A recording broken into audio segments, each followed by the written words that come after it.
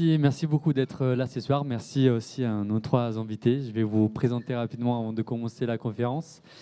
Je suis ravi d'être ici ce soir. Je suis ravi d'avoir fait ce meet-up avec les équipes de l'Emlist, soutenu par la French Tech. Je suis très content parce que à H7, nous, on est un accélérateur tech. On accompagne dans leur croissance plus de 70 startups chaque année, dans leur croissance et leur impact. Et en fin d'année dernière, on a lancé un baromètre où on a demandé quelles sont les priorités et les préoccupations, les problématiques pour 2026. Et la première chose qui est ressortie, c'est l'acquisition, sans trop de surprises. Et aujourd'hui, on va parler d'une partie de l'acquisition, donc l'outbound, avec trois profils très différents. On va parler de beaucoup de choses. L'outbound, c'est quelque chose de très unique à chaque entreprise, très précis aussi. Ça dépend du marché, du produit, de l'offre, des clients. Et aujourd'hui, on a la chance effectivement d'avoir trois visions différentes sur le sujet. Pour parler de ça, d'automatisation, des signaux, on va parler de beaucoup de choses. Je ne veux pas trop vous spoiler, mais on va partir des bases. Donc évidemment, avant de commencer, je vais essayer de faire une rapide introduction de vous trois. Je vais commencer par toi, Vanessa. Fractional CMO chez Bulldozer, tu as travaillé chez Google. Et maintenant, tu travailles avec différentes structures à différents stades de maturité, des petites équipes, des plus grandes équipes. Et tu vas nous partager aujourd'hui un peu comment tu adaptes tes stratégies avec ces différents clients. Basile, de ton côté, tu es Head of RevOps chez Agicap. C'est une belle entreprise où tu pilotes l'architecture de plus de 500 collaborateurs. Donc, il y a pas mal de choses, j'imagine, que tu as pu vivre dans ces différentes années. Et aujourd'hui, tu vas justement te appuyer sur ton expérience pour nous partager un peu quels sont les tips, les erreurs aussi que vous avez pu faire et les erreurs aussi que tu vois dans ton métier. Et enfin, Erwan, VP Growth chez Lemlist. Tu vois tous les jours, tu côtoies tous les jours des commerciaux, des marketeurs, des growth aussi, qui évoluent dans leurs pratiques commerciales et qui aussi proposent des nouveautés. Et tu vas nous expliquer un peu comment la tech peut simplifier la vie de ces personnes, tout en partant évidemment des bases. Donc on a beaucoup parlé, j'ai beaucoup cité les bases, on va commencer par ça. Le tout début, du coup, avant de parler d'outils, avant de parler de signaux, d'automatisation, d'IA, j'aimerais parler de comment tout commence dans une entreprise. Et je me tourne vers toi, Vanessa, parce qu'effectivement, tu as tout un tas de clients de différentes tailles. Selon toi, qu'est-ce qui doit être en place avant même de penser à une campagne outbound ?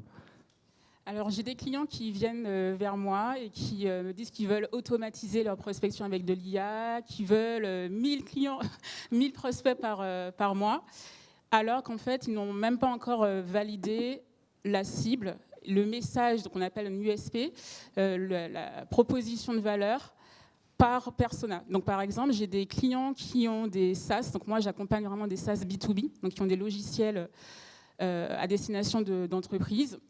Et souvent, ils ont 10 fonctionnalités ou même 3-4 abonnements différents avec différentes industries. Et dans chaque industrie, ils s'attaquent à des métiers différents. Et donc, ils n'ont pas encore validé, par exemple, l'USP, le message par métier, par industrie. Donc souvent, avant qu'on commence à travailler sur l'automatisation de la prospection, je fais d'abord un travail avec eux de ciblage, un travail assez granulaire où on va dans un tableau, par exemple. Je ne sais pas si tu peux le mettre à l'écran, Julia. Là, c'est un exemple assez rapide, mais souvent, on va travailler en fait, les USP, donc chaque message pour chaque métier et dans chaque industrie. Et après, on va décider les approches qu'on va du coup cibler et les différents canaux. Donc, par exemple, j'ai aussi d'autres clients qui ont lancé des campagnes de prospection par email auprès de directeurs financiers. Et en fait, ce n'était pas forcément la bonne cible. Donc d'abord, avant de vouloir prospecter, tester les hypothèses, définir le message marketing, et après, on voit pour tester l'automatisation après. Est-ce que tu peux nous préciser ce que c'est les USP ? L'USP, c'est un message, on va dire une proposition de valeur qui est claire, donc qui explique en une phrase votre activité. Par exemple, pour un client, ça pouvait être DanaPay aide les CFO à pouvoir envoyer de l'argent de l'Europe vers l'Afrique pour 70 000 € et pour 1 euro de frais, par exemple. Du coup, essayer d'être le plus précis possible, C'est j'imagine ça. aussi. C'est une proposition de valeur unique que aucun concurrent en fait n'a et en fait qui permet de définir en fait votre proposition de valeur, votre unicité en une seule phrase. Basile, tu te retrouves un peu dans ton expérience chez Agicap? Ouais, moi j'ai eu la chance d'arriver chez Agicap quand il y avait une petite centaine d'employés encore et dans les équipes commerciales, et notamment avec Hugo qui est là, on avait un enjeu à l'époque qui était de faire de la prospection téléphonique. Et je rebondis sur ce que disait Vanessa. Nous, on a mis en place une approche qui était très volumique. Donc, on a mis en place des outils pour aller chercher un maximum de numéros de téléphone et d'adresses email. Je ne vais pas rentrer dans les détails techniques, mais notre but, c'était de faire des tests justement sur ces personas-là. Nous, notre cible, donc Agicap, c'est un logiciel de gestion de trésorerie. Et on vend aux directeurs d'entreprise et aux directeurs financiers. Donc globalement, je résume très vite, mais ce sont les deux personnes qu'on va essayer d'avoir au téléphone pour aller qualifier leurs besoins. Et comme disait Vanessa, le directeur général, on ne va pas le qualifier de la même manière qu'un directeur financier. On essaye d'aller chercher les enjeux stratégiques chez le directeur général et des enjeux plutôt opérationnels chez le directeur financier. Donc on essayait d'avoir un discours qui s'adaptait au plus en fonction de la personne qu'on avait au téléphone et du coup aussi en fonction de l'entreprise dans laquelle il travaillait.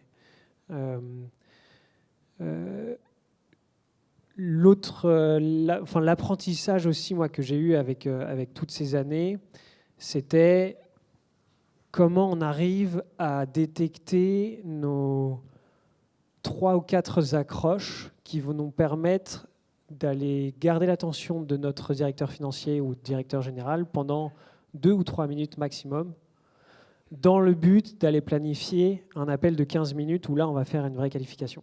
15 minutes, 20 minutes en fonction des besoins.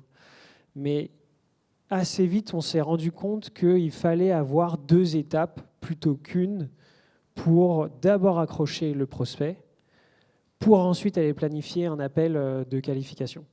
Et donc, première étape, trouver ces 3 ou 4 accroches en fonction du persona. Chez nous, ça va être des mots-clés sur des signaux qu'on détecte. Sur la personne, on peut essayer d'aller voir s'il a changé de job récemment, si il a eu de nouvelles missions, si il a fait tel ou tel post LinkedIn. Et une fois qu'on a trouvé ces petites accroches qui vont retenir l'attention de notre prospect, on va essayer d'aller bloquer les 15 minutes, 20 minutes de qualification des besoins. Et là, pour le coup, on a un script un peu plus long, plus détaillé, sur lequel on va essayer vraiment de trouver les besoins opérationnels ou stratégiques de la personne.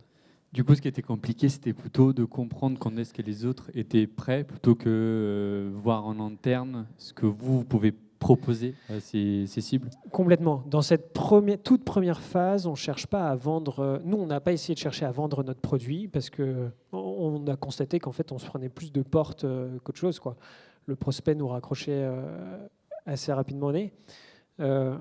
On a essayé de s'adapter, on essaye encore de le faire pour essayer de sensibiliser le prospect, enfin essayer de trouver le petit mot-clé qui va nous permettre de garder son attention juste 2 minutes pour ensuite essayer d'aller creuser ses besoins lui, mais sans chercher à vendre notre solution. Cette première phase, pour nous, on ne cherche vraiment pas à vendre notre solution, on veut juste voir s'il y a un besoin et si nous, on peut essayer d'y répondre. Si on voit qu'on peut essayer d'y répondre, dans ce cas-là, on va l'envoyer en démonstration dans une autre équipe qui va faire une démonstration du produit. Donc là, on est dans le contact déjà avec la cible. Pour terminer le tour de table, je me tourne vers toi, Erwan. Avant ce passage que Basile vient de décrire, du coup, avant de écrire le message ou le script pour contacter la cible, quels sont les prérequis, selon toi, à avoir en tête, à avoir un peu établi, ou les hypothèses qu'il faut avoir gérées de son côté? Ouais, bien sûr. Déjà, bonsoir à tous. Merci d'être là. Toute l'équipe de l'EMLIS est très contente. Je ne suis pas le seul ici, on est 8 de l'EMLIS, donc vous êtes encerclés. Juste à main levée, qui fait déjà de la outbound ici? Ok, top. Qui le fait avec l'EMLIS? Ça va, je peux rester. Cool. Non, oui, effectivement, je pense que, et je rebondissais juste sur ce que disaient Vanessa et Basile, je pense que c'est dur un peu quand on dit qu'il faut trouver un USP, ça paraît très barbare comme terme. Moi, j'ai juste 2 tips pour ça. Le premier, c'est écouter vos clients parler de votre produit. C'est souvent là où il est l'USP. Et c'est une phrase bateau. Peut-être que c'est pas celle que vous avez imaginée, mais c'est peut-être celle qu'ils vont vous dire. Et le deuxième, c'est regarder les deals que vous gagnez et comment le sales a présenté ça en tout premier call. Et pareil, c'est souvent là où il a trouvé un angle qui allait fonctionner avec du coup les prochains prospects. Donc ça, c'est pour les USP. Pour les prérequis, je pense que nous, chez Lemlist, en tout cas, on permet à plein d'entreprises de faire la prospection de façon très différente. Les prérequis, c'est de savoir où est-ce que sa cible vit, dans le sens où est-ce qu'elle consulte des news, où est-ce qu'elle va s'informer, etc., etc. Est-ce que c'est sur LinkedIn? Est-ce que c'est par email? Est-ce que c'est en cold call? Est-ce que c'est l'événementiel physique? Est-ce qu'il faut faire du porte-à-porte, etc., etc., etc. Et ça, une fois qu'on a mappé ça, déjà, on a une idée de où est-ce qu'on va atteindre cette cible-là.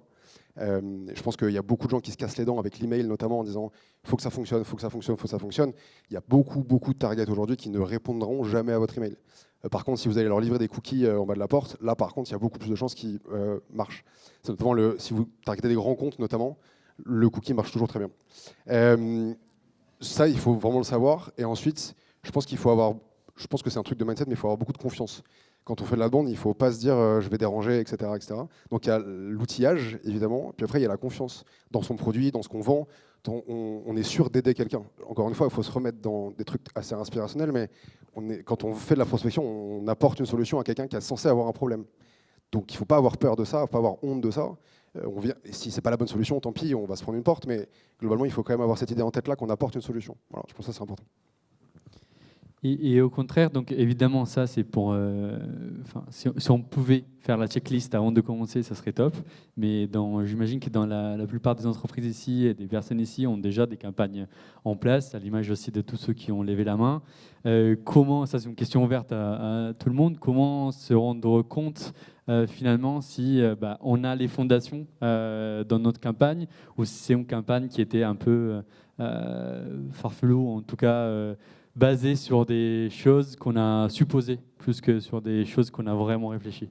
Je pense que déjà, si la outbound est votre seul channel qui ne fonctionne pas, c'est la outbound le problème. Du coup, c'est pas votre produit, c'est pas tout ça, c'est la outbound le problème. Et donc potentiellement, votre campagne, elle est pas bien targetée ou la cible est pas bonne. Et je pense aussi que analyser les replies et de comprendre comment les gens réagissent à votre prospection, le call pour ça est quand même extrêmement efficace parce que vous avez un retour direct. Ça peut être très brutal, mais par contre, c'est très direct. Et donc, du coup, vous pouvez aussi itérer votre message aussi à chaque fois. Mais non, je pense que déjà, en tout cas, si on se rend compte qu'une campagne ne marche pas, il faut évidemment revenir au basique de qu'est-ce qu'on a mis dedans, de qu'est-ce qu'on leur a dit, de qu'est-ce qu'on leur a vendu, à quel moment on arrive. Des choses très pratico-pratiques, quoi, je pense. Alors souvent, quand je lance des campagnes et par exemple que ça ne marche pas, mais c'est assez rare, mais quand on voit que ça ne marche pas, en général, il faut regarder l'objet. Donc moi, je regarde souvent l'objet, comment on a... Parce aussi, quand on fait de la prospection par email, par exemple, le taux d'ouverture peut être plus bas si on n'a pas bien formulé l'objet, par exemple. Donc le taux d'ouverture, je regarde le taux de réponse. Est-ce qu'on a des personnes qui répondent, même positivement ou négativement? Qu'est-ce qu'ils nous disent dans les retours qu'on reçoit sur LinkedIn ou par email, par exemple?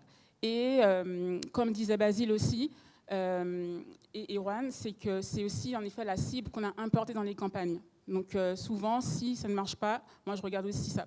Et l'autre critère aussi, c'est la proposition de valeur. Parce que j'ai des clients qui disaient à mes clients justement, mais on n'a pas compris ce que vous proposez, et on a revu la proposition de valeur, et là ça a mieux marché. Voilà. Et des fois aussi, c'est les approches. Est-ce qu'on a des études de cas pour prouver ce qu'on... Parce que moi, on vend des logiciels, donc souvent... Je propose de partager des études de cas dans les campagnes de prospection. Et donc, ça permet aussi de montrer la légitimité de l'entreprise qui prospecte. Donc, il y a aussi tout ça qu'on travaille. Je complète un truc que tu as dit, Erwan, tout à l'heure. Nous, un truc qu'on a constaté aussi, c'est vraiment tout bête, mais appeler sur des numéros de téléphone portables plutôt que des lignes fixes aussi. Quand je suis arrivé chez Agicap, c'était beaucoup de lignes fixes. Alors, on essayait de s'entraîner à passer... le premier barrage, d'appeler le standard. Et petit à petit, en fait, on a remarqué qu'on avait un meilleur taux de reach sur les numéros de téléphone portable. C'est tout bête, hein, mais on a vu qu'on allait chercher beaucoup plus de rendez-vous de qualification. Et donc forcément, naturellement, après, on a cherché à mettre en place plus d'enrichissement pour avoir ces numéros de téléphone portable. Et ce qui nous a permis d'itérer aussi beaucoup plus vite, comme tu le disais, avec de l'appel téléphonique. En fait, on a une réponse tout de suite pour voir si ça marche ou ça ne marche pas. Donc, on arrivait à ajuster un peu les créneaux dans la journée où on passait des appels téléphoniques en fonction de l'industrie et du persona. On savait qu'on avait plus de chances ou moins d'avoir la personne au téléphone. Donc, je ne peux pas trop parler de campagne d'email, LinkedIn, etc., parce que nous, ce n'est pas notre point fort, mais sur l'appel téléphonique, ouais, c'est des trucs tout bêtes où, en effet, il ne faut pas avoir peur d'avoir une certaine posture au téléphone, d'appeler sur un numéro de téléphone portable. C'est une zone un peu très grise en France aujourd'hui, mais tant que c'est possible, autant en profiter, parce qu'on est là pour vendre des solutions, donc tant que c'est possible, autant en profiter. Et de façon générale, évidemment, il n'y a pas une bonne réponse, j'imagine, à cette question, mais vous avez parlé de tests, du coup, tester les messages, tester un peu notre proposition de valeur. Quand est-ce que c'est du test et quand est-ce que c'est de l'entêtement? Quand est-ce que, du coup, il faut changer de test? C'est une très bonne question à laquelle je pense que personne n'a encore jamais répondu, parce qu'il y a beaucoup de psychologique là-dedans. Je pense que malheureusement, la outbound, c'est une science. Et que c'est quand même des qualités intrinsèques qui sont assez dures dans le business, qui sont de se prendre des portes, d'avoir la confiance, etc. Je pense que l'entêtement, il arrive au moment où ça devient votre seul et unique focus et vous délestez, vous faites plus le reste, parce que ça devient un entêtement. Et encore une fois, je suis désolé de vous l'apprendre, mais il y a des gens pour qui la outbound ne marchera pas. Et c'est absolument pas grave. Et je travaille chez l'Almis, donc j'ai aucun intérêt à vous dire ça. Mais il y a des business qui ne sont pas réceptifs à ça, qui ne marcheront pas. Et ça, il faut vite le sentir, il faut vite le comprendre. Et encore une fois, quand on arrive dans une industrie, etc., il faut aussi se rendre compte de est-ce que nos compétiteurs font de la outbound ou pas. Si personne n'en fait, vous n'êtes pas un génie, malheureusement, je pense que ce n'est pas une bonne idée. Voilà. Et ça, malheureusement, il y a encore beaucoup de boîtes qu'on voit qui essayent de faire la outbound en disant c'est le plus facile, le moins cher, ce qui est faux, et ensuite qui en fait après s'entêtent. Donc je pense qu'il faut quand même avoir une logique de c'est une channel parmi d'autres, et la considérer comme une channel, pas comme une source de vérité. Voilà. On a posé les bases, les fondations. Deuxième sujet que je voudrais traiter ce soir, c'est très important, un peu moins sexy peut-être, mais quand même crucial, c'est la data. Je me tourne vers toi, Basile, parce qu'effectivement, dans ton métier, tu traites, j'imagine, tous les jours de la data, tu me diras. Mais quelles sont les problématiques principales que tu vois à propos de ces sujets? Alors, pareil, je vais vous parler d'Agicap parce que c'est vraiment là où j'ai le plus appris. Et vraiment sur la partie outbound,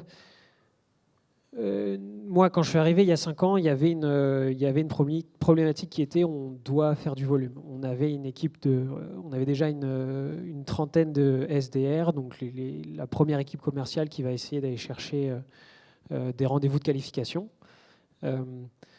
Et à l'époque, il y avait un enjeu on doit faire du volume, on doit faire beaucoup d'appels. Donc, il a fallu mettre en place toute une architecture pour aller trouver ces fameux contacts. Donc, chez nous, les directeurs financiers et les directeurs d'entreprise, pour avoir leurs adresses e-mail, leur numéro de téléphone et mettre tout ça dans le CRM pour qu'ensuite ce soit appelé par nos commerciaux. Donc, à l'époque, on ne se posait pas trop de questions sur est-ce que ma donnée est à jour, est-ce que l'adresse email est toujours valide, etc. Parce qu'en fait, on faisait que importer des nouveaux contacts. Et puis, de toute façon, vu qu'on avait réglé ce problème de générer du contact avec un numéro de téléphone et une adresse email, ça devenait presque une ressource. C'était pas illimité, mais presque. Mais du coup, moi, j'ai une première problématique ici, c'est que mon commercial, une fois qu'il a accès à cette ressource qui est presque illimitée, ça en fait une ressource qui n'a plus beaucoup de valeur, en fait. J'ai beau lui avoir donné une entreprise qui est complètement dans notre cible, avec l'affiche du directeur général et du directeur financier, avec les numéros de téléphone portable, le lien LinkedIn, l'adresse email. Si il passe son premier appel et qu'il n'y a pas de réponse, en fait, il sait qu'il peut essayer sur une autre entreprise avec d'autres contacts parce que la ressource devient illimitée. Donc, moi, la première problématique que j'ai vécue, c'est j'avais une logique de volume où je pensais pouvoir... le volume pouvait peut-être solutionner mes besoins, en partie, parce que à l'époque, ça marchait un petit peu, mine de rien. Mais en même temps, ce contact, contrairement à l'inbound, ou contrairement au marketing ressources qu'on va télécharger, par exemple, ce contact, on lui accorde moins d'importance. Donc, il est moins bien traité. Et du coup, on le perd petit à petit. Et moi, je me retrouve 5 ans plus tard avec du coup toujours ces mêmes contacts dans mon CRM. Et là, la question, c'est comment je fais pour avoir ces contacts à jour, finalement.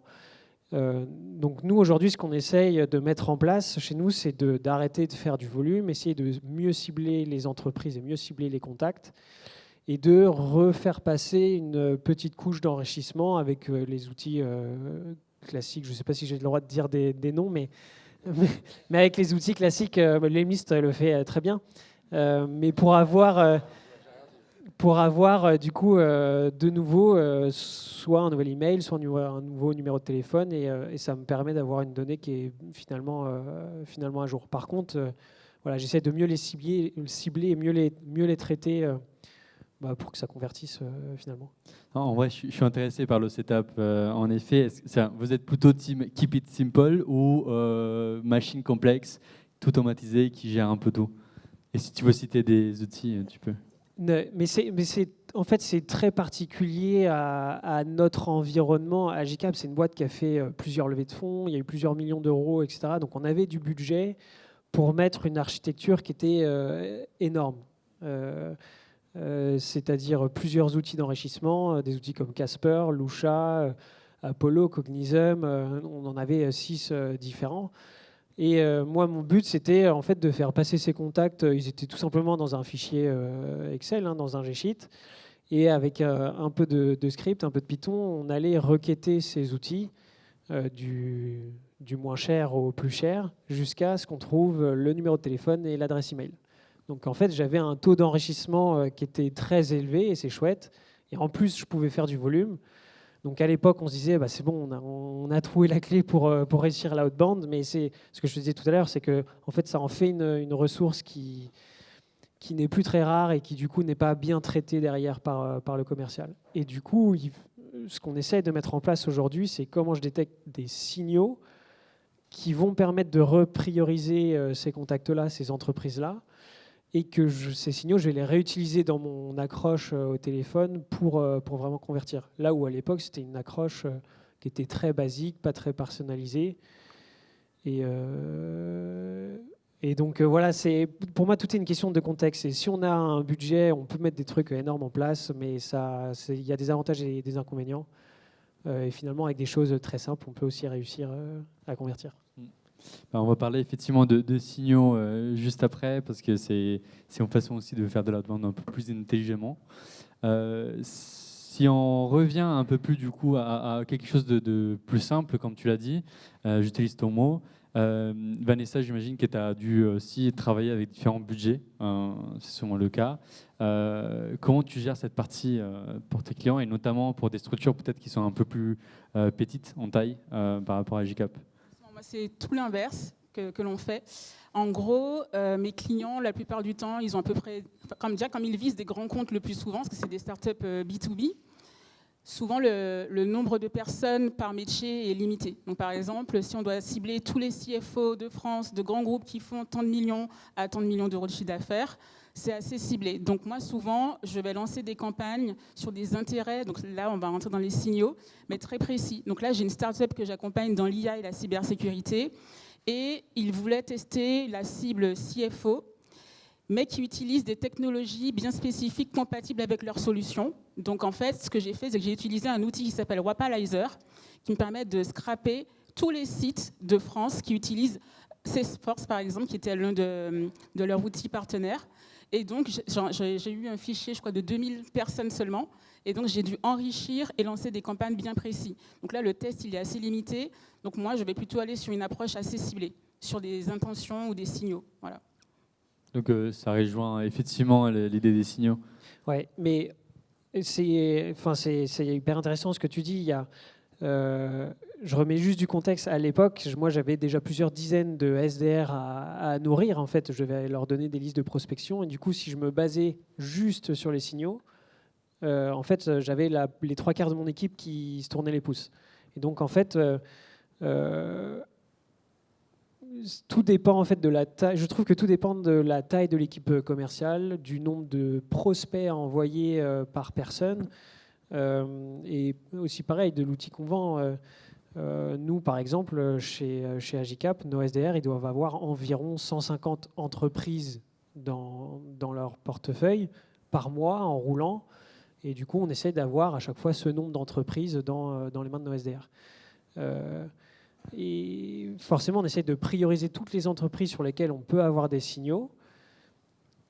Par contre, parfois, il n'y a pas forcément de signaux, mais il faut quand même essayer d'aller chercher une qualification. Donc, la stratégie à mettre en place, elle dépend vraiment de la taille de l'équipe, de l'outil qu'on vend, du nombre de prospects qu'on souhaite donner à chaque commerciaux. Et en fonction de ça, on ajuste. Moi, si je pouvais faire que du signaux, je ferais que ça. Mais aujourd'hui, on a presque 100 SDR et je n'ai pas suffisamment d'entreprises ou de contacts qui m'envoient des signaux en externe pour que je puisse les envoyer au SDR. Ouais, produit, effectivement, cible, marché, il y a tout qui rentre un peu dans la stratégie. Si on parle de data, une chose intéressante aussi que tu as dit, Basile, c'est que parfois tu récoltes de la data, beaucoup de data. À un moment, tu sais pourquoi tu le fais, mais après 3, 4, 5 ans, tu ne sais pas d'où vient cette data. Dans une situation de ce type que tu as vécu, comment tu as fait, entre guillemets, du nettoyage? Comment tu t'es pris pour commencer à retraiter la data qui était peut-être obsolète?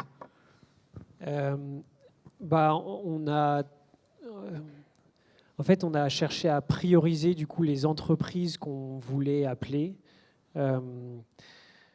Donc en fait, on a ciblé ces entreprises dans notre CRM et à ces entreprises sont associés 2, 3, 4, 5 contacts. Donc une fois qu'on a mis les entreprises de côté, on avait tous les contacts associés. C'est plusieurs dizaines de milliers de contacts. Et après, on va faire dans l'ordre. Pour nous, quel est le contact le plus important? Ça va être le directeur général, puis le directeur financier. Enfin, ça, c'est chacun définit la priorité de ses contacts. Et ensuite, on va regarder parmi tous ces contacts-là, lequel est le plus ancien en fait dans notre CRM, lequel a été créé il y a le plus longtemps. Et puis, on va le refaire passer dans la moulinette pour essayer d'aller choper une nouvelle adresse email ou un nouveau numéro de téléphone. Si on voit qu'il y a eu des changements, que la personne a changé d'entreprise, on va venir la désassocier de notre entreprise dans le CRM, l'accrocher à la nouvelle. Enfin, on va essayer d'avoir un CRM qui est pas dynamique, mais on essaye de le rendre dynamique comme ça, avec ces actions d'enrichissement, association, désassociation. C'est quelque chose qui est fait encore un petit peu manuellement chez nous. On a des équipes opérationnelles, ce qu'on appelle des sales ops, qui vont faire, c'est pas très compliqué, mais ils vont faire ce travail d'extraction, d'enrichissement, et ensuite de réassocier les bons contacts aux bonnes entreprises. Il n'y a rien de très compliqué, mais c'est encore un petit peu manuel chez nous. Et ensuite, ils renvoient du coup ces nouveaux contacts et ces nouvelles entreprises aux équipes commerciales. Et chez Lemlist, c'est le même cas? Est-ce que tu as vécu quelque chose de similaire ou pas? C'est un petit peu moins le bazar que chez Agicap, je pense. Non, je rigole. Non, je pense que c'est un problème inhérent à toutes les boîtes qui grossissent. On a forcément des très bonnes idées en voulant mettre tous les champs possibles dans le CRM. Et effectivement, 6 mois, 1 an plus tard, on se rend compte que soit c'est inutile, soit ça crée beaucoup de bruit. Et ça ne permet pas d'actionner quoi que ce soit sur un contact ou sur une compagnie. Et comme chez Agicap, on a évidemment des RevOps et des SalesOps chez nous qui font ce travail-là d'avoir un CRM qui n'est pas forcément propre, mais qui est en tout cas actionnable. Il faut qu'un sales, quand il regarde une fiche HubSpot ou une fiche Salesforce, en 4 secondes, il sache exactement c'est quoi la situation, qu'est-ce que je dois faire sur ce compte, etc. etc. Et ça a l'air simple comme ça, mais derrière, il y a beaucoup de machinerie, il y a beaucoup d'outils qui se parlent entre eux, etc., pour être sûr que la data soit bonne au bon moment et que ça donne de l'actionnabilité. Voilà. Donc oui, c'est évidemment beaucoup de travail de machinerie, je pense, mais c'est un problème qui arrive souvent plus tard, et je pense que chaque problème arrive au bon moment. Je pense que quand vous êtes au démarrage de votre stratégie outbound ou même commerciale, mettez beaucoup de choses dans le CRM. C'est vraiment pas grave. Et vous aurez le problème dans 1 an, dans 2 ans, c'est pas très grave. Je pense qu'au début, c'est utile et ça vous rassure aussi. Et ça donne beaucoup d'actionnalité à vos sales et à vous. Et après, vous ferez le clean quand vous ferez le clean. Voilà, c'est pas très important, je pense. Je complète un tout petit peu. Je pense que ça dépend aussi de la personne qu'on cherche à contacter.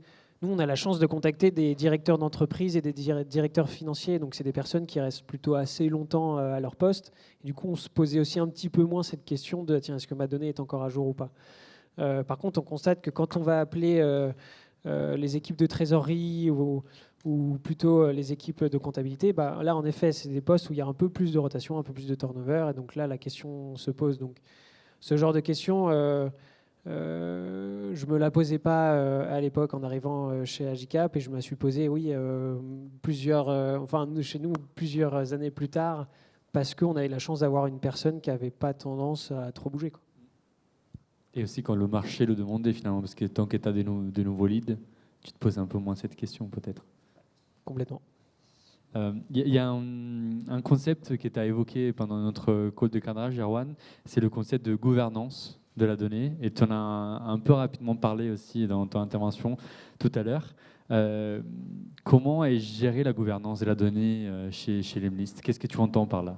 Et je pense qu'il faut déjà avoir une source de vérité. Dans les boîtes qui grossissent, le plus gros problème, c'est d'être sûr de la donnée qu'on regarde. Et donc la source de vérité, souvent, elle vient d'une équipe data et en tout cas des outils data qui sont propres à une database interne, des outils de Stripe notamment, etc., des outils de paiement, de revenus. Et il faut une nomenclature et une définition qui soit très claire. Et donc, nous, on a la chance d'avoir une très bonne équipe data chez Lemlist qui, justement, fait ce travail de nomenclature et de documentation. Mais c'est le travail de n'importe qui manipule la donnée d'expliquer le contexte de pourquoi cette donnée s'affiche telle qu'elle, qu'est-ce qu'elle raconte. Parce qu'une donnée brute, ça ne veut pas dire grand-chose. Et donc, la gouvernance, c'est d'essayer d'être sûr que quand on regarde un chiffre, on ait l'histoire derrière et que ça soit bien raconté. Et que quelqu'un qui soit pas du tout à l'aise avec ces chiffres-là puisse comprendre, analyser et en tirer une action. Voilà. Je pense que c'est ça la gouvernance. Ouais. Du coup, chez vous, elle est partagée finalement, la gouvernance? Complètement. Ouais, elle est complètement partagée. Après, encore une fois, il y a une source de vérité. Et toutes les autres équipes, notamment l'équipe Ross, l'équipe RevOps, les équipes data, etc., s'appuient sur la même source de vérité. Après, on a des façons de l'utiliser, des façons de la traduire qui sont très différentes. Et notamment dans les équipes outbound, aujourd'hui, on utilise cette donnée-là pour la rendre très actionnable. Là où, par exemple, une équipe RevOps va la rendre plus statique, va la rendre dans le CRM. Nous, on la met dans des campagnes, on la met dans nos variables IA, etc., etc. Donc, c'est juste une façon de l'utiliser différemment, mais au final, la source est la même. Voilà. Et la source, elle est gérée par quelqu'un? Enfin, est-ce que la source, elle est modifiable uniquement par certaines personnes? Malheureusement. Mais après, on essaie de rendre la chose les plus facile pour tout le monde, etc. Je pense que ça sert à rien que tout le monde manipule de la donnée. Je pense que ça crée beaucoup plus de confusion que de facilité. Du coup, si vous avez la chance d'avoir quelqu'un dans votre équipe qui manipule ces données-là, faites-lui confiance. Et c'est plus à lui d'être le pédagogue auprès de votre équipe et de vous, parce que c'est lui qui va traduire la technique en actionnabilité. Donc je pense que c'est important. Ouais. On a commencé à parler de signaux. C'est le moment de rentrer un peu plus dans le détail. Je te laisse boire un verre, mais je reviens vers toi parce que chez Lemlist, vous avez misé sur les signaux aussi pour vous différencier. Déjà, est-ce que tu peux nous partager une sorte de définition, en tout cas expliquer ce que c'est un signal pour vous? Ouais, un signal, c'est une intention d'achat. Franchement, il ne faut pas faire des trucs trop compliqués parfois. Et une intention d'achat, c'est arriver au moment où la personne se pose la question d'acheter ou non, d'imaginer ou non une solution comme la vôtre. Voilà. Et ça prend plein de formes, dans plein d'industries différentes, ça prend plein de formes. Et oui, Lemlist a misé là-dessus. Je pense que quand on parlait de données tout à l'heure, je pense qu'il y a 5-6 ans, avoir un numéro de téléphone, un email, on avait l'impression d'être un génie. Malheureusement, aujourd'hui, c'est quelque chose qui est très commun. Donc ça rend cette donnée-là, comme le disait Basile, c'est vraiment une commodité. Là où aujourd'hui, je pense qu'on est en train de faire un shift complet vers, effectivement, c'est normal d'avoir un email, normal d'avoir un téléphone. Par contre, c'est moins normal et c'est plus percutant d'avoir une intention d'achat. Et là, nous, on dit souvent qu'il y a une question de timing dans la vente. Et il y a beaucoup de business qui doivent arriver au bon moment. Il y a plein de business, je pense notamment à Agicap, mais il y en a plein d'autres, qui peuvent arriver un peu n'importe quand parce que c'est une solution de remplacement ou c'est une solution qui, globalement, est évidente. Il y a plein de business, des business de services notamment, qui ont besoin d'avoir une intention et qui doivent arriver à un moment très précis parce que c'est à ce moment-là qu'ils vont avoir une écoute de la part de ces prospects-là, quoi. Donc oui, les signaux aujourd'hui, c'est quelque chose sur lequel Lemlist mise, mais pas que Lemlist. Et aujourd'hui, les très bonnes campagnes qui fonctionnent très bien sont souvent basées sur des signaux d'intention. Ouais. T'en parlais, je reviens vers toi, Vanessa. T'en parlais, tu as fait des exemples de signaux, justement. Est-ce que tu peux nous partager un peu plus d'exemples et du coup aussi expliquer pourquoi tu as mis en place ça et utilisé ça? Justement, avant que j'arrive dans l'équipe, les commerciaux lançaient des campagnes justement assez généralistes auprès de cibles, par exemple CFO, mais justement, ils n'arrivaient pas au bon moment. Et donc, c'est là que j'ai commencé à vraiment me concentrer sur les signaux. Et comme dit Erwan, c'est ces campagnes-là qui marchent le mieux, parce qu'on arrive au bon moment. Et même, ça peut être une phrase de icebreaker, c'est-à-dire une phrase pour se présenter et montrer qu'on a fait des recherches sur l'entreprise. Donc moi, c'est ce qui fonctionne le mieux en général. Donc ça peut être pour une start-up qui avait fait appel à une agence et ils ont lancé du budget, ils ont fait de la prospection de façon très généralisée. Et en fait, ce que j'avais proposé au CEO, c'était de prendre les abonnés, par exemple, d'influenceurs qui sont intéressés par un sujet précis, qui était l'investissement de l'Europe vers l'Afrique. Et donc, j'ai commencé à scraper, donc à absorber les abonnés d'influenceurs dans le domaine. Et j'ai lancé des campagnes Lemlist uniquement sur LinkedIn en ciblant les personnes qui avaient des entreprises. Donc, il y avait un certain qui était CSP+, et qui pouvaient justement faire de l'investissement dans ces pays-là. Et donc, la phrase était « Bonjour, j'ai vu que vous êtes abonné au profil de tel influenceur, donc je pense que l'investissement vous intéresse. On a lancé une plateforme qui vous permet d'envoyer jusqu'à 70 000 € sur de l'investissement immobilier pour 1 € de frais. » Et là, ça a marché. Et en un mois, j'avais généré plus de 600 leads en automatique avec 4 profils de commerciaux que sur LinkedIn. Alors qu'au début, c'était très compliqué de trouver la bonne cible.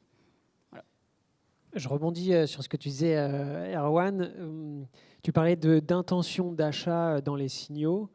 Moi, ma vision, elle est un peu différente parce que toi, ça nécessite de lancer des campagnes, etc., et de voir la réaction du prospect dans ta campagne. Je pense qu'avant de lancer des campagnes, c'est aussi intéressant d'analyser des signaux qu'il faut trouver pour vendre son produit. Chez nous, par exemple, vu que c'est un outil de gestion de trésorerie, on remarquait que quand une entreprise faisait une LBO, une levée de fonds, du M&A, des mouvements financiers comme ça, on remarquait que le prospect qu'on avait au téléphone était un peu plus à l'écoute. Et pourtant, on n'avait pas lancé de campagne de mail. Et donc, ce qu'on a cherché à mettre en place, c'est itérer sur plusieurs types de signaux. On a trouvé qu'il y avait des signaux à l'échelle de l'entreprise, donc ce que je viens de vous citer, et aussi des signaux à l'échelle du contact, une personne qui change de poste, un directeur financier qui passe dans une autre entreprise, pareil, lui il a des enjeux de mettre en place soit des nouvelles solutions, il doit avoir un ROI dès son arrivée, donc pareil, il va être un petit peu plus à l'écoute qu'un directeur financier qui est là depuis 25 ans. Et du coup, on essaye de distinguer, avant même de lancer des campagnes, s'il y a déjà des mouvements dans notre TAM que l'on peut récupérer et du coup ensuite envoyer aux commerciaux qui ensuite peuvent envoyer des campagnes multicanales. Et du coup, je pense que c'est important de faire cet exercice quand on veut un peu mieux comprendre son prospect, c'est essayer de voir les signaux en externe qu'on peut essayer de récupérer via des outils, Société Info, Papers, tout ça, vous avez plein de données sur les entreprises. LinkedIn pour tous les mouvements de contact. Et une fois qu'on arrive à capter ces signaux, on peut les prioriser. Et ensuite, on itère et on regarde ce que ça donne dans une campagne, s'il y a de la réponse, etc. Voilà. C'est correct si je dis que du coup, ça aiderait beaucoup de créer un canal de veille très actionnable, justement. Parce que finalement, c'est être un peu à l'affût de ce qui se passe dans les entreprises cibles. Et essayer d'avoir les informations un peu soit juste avant qu'il se passe, soit au moment où il se passe. Oui, complètement. Un exemple très concret avec Société Info, si vous leur donnez une liste d'entreprises à surveiller, eux, ils vous renvoient une notification dès qu'ils constatent quelque chose. Ça peut être une actualité, un document qui a été publié, et ils font cette surveillance pour vous. Ensuite, il faut juste trouver le moyen de l'actionner, le mettre dans le CRM, de récupérer ce signal pour que ce soit processé par le commercial. Le plus compliqué, moi c'est là où j'ai du mal, c'est comment je peux faire en sorte que ce signal il soit bien vu par mon commercial et bien exploité par mon commercial. Capter des signaux, c'est une première chose. Ça, aujourd'hui, si vous demandez à l'IA, vous avez très rapidement des solutions. Par contre, comment on exploite ce signal avec son commercial, ça c'est autre chose. Comment on le rend visible dans le CRM, comment on s'assure qu'au téléphone ou par mail, le commercial va l'utiliser. Là, c'est beaucoup plus d'accompagnement avec lui, du change management, etc. Et c'est une autre complexité. Et comment tu fais, si tu devrais décrire un peu simplement, comment tu fais chez Agicap? Sur la partie change management, accompagner le commercial, c'est beaucoup d'itérations. Nous, on a la chance d'être assis un peu tous à côté dans l'open space. Donc, en fait, dès qu'on essaye de faire cet exercice, on lui met à disposition l'information dans le CRM, on lui montre où est-ce qu'il va trouver l'information dans le CRM. Mine de rien, un CRM, ça reste... c'est une architecture qui peut être... c'est pas compliqué, mais il y a énormément d'informations, donc on peut vite se perdre et on peut vite ne plus trouver l'information parce qu'il y en a partout. Du coup, on prend le temps de lui montrer qu'à tel endroit sur sa fiche de compagnie, il va avoir tel type d'information. Et puis, on essaie de rester à côté de lui, voir si pendant ses sessions d'appel ou lorsqu'il lance ses campagnes, il utilise bien le signal. On lui demande de nous faire des retours aussi assez régulièrement. Et puis on essaie de travailler avec lui sur la qualité de ce signal. En fait, c'est lui l'expert métier, donc c'est lui qui nous dira si tel ou tel signal marche bien. Et nous, derrière, on essaye d'aller trouver soit des nouveaux signaux ou pas, quoi. Alors moi, j'ai eu ce problème aussi avec un client. On envoyait en fait des informations aussi à jour, mais les commerciaux ne les prenaient pas en compte. Donc là, j'ai mis en place des automatisations Slack. Donc on a créé un channel bien spécifique avec un commercial qu'on a attribué, pour qu'il puisse rappeler les personnes par téléphone. Mais en fait, il ne faisait pas de retour à l'équipe marketing. Donc après, ce que j'ai proposé, c'est en effet mettre en place des routines d'équipe. C'est tous les vendredis. On se fait un call de 30 minutes et on fait un point sur tous les contacts qui ont été appelés suite à des changements qui ont été envoyés dans Slack. Parce qu'en fait, ils n'avaient même pas la visibilité sur est-ce que le contact avait été rappelé par le commercial. Donc c'était les notifications plus les réunions d'équipe une fois par semaine. Ouais, moi, je trouve que la clé est vraiment ici. C'est dans la relation entre l'équipe marketing, l'équipe commerciale ou l'équipe grosse et l'équipe commerciale. C'est vraiment cette capacité à mettre en place une structure. On peut avoir du feedback régulièrement et essayer de structurer le feedback parce que c'est vrai que si on demande à un commercial alors c'est quoi tes retours, en fait on ne l'aide pas trop en lui disant ça. Il va nous dire c'est quali ou c'est pas quali, mais du coup moi ça m'apprend rien, je peux pas en faire grand chose.